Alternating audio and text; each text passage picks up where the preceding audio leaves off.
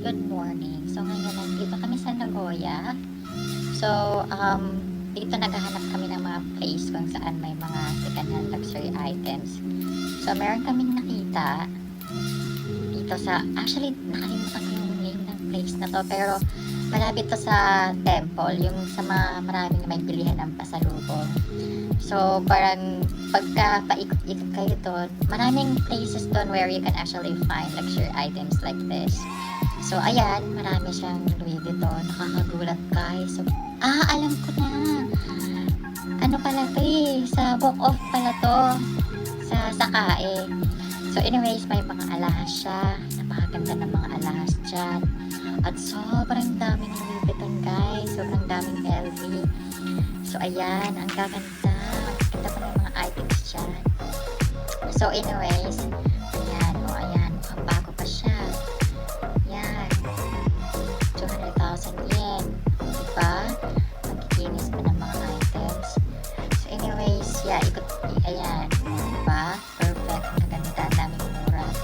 So ayan, ikot-ikot lang tayo. Ano to guys, sa Nagoya, tapos ito pa, may mga luxury watches dito.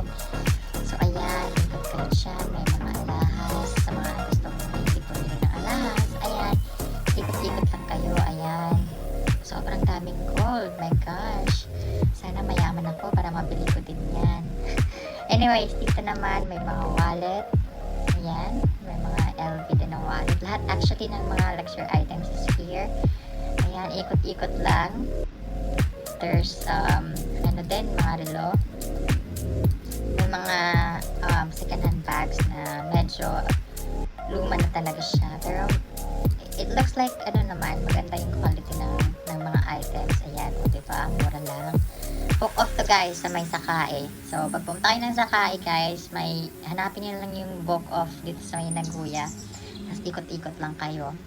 Actually, hindi lang itong mga luxury items eh. May mga, ano din siya, may mga damit. Mga books and stuff. Ayan, ang ganda. Ayan lang. Ngayon muna guys, punta kayo sa YouTube ko.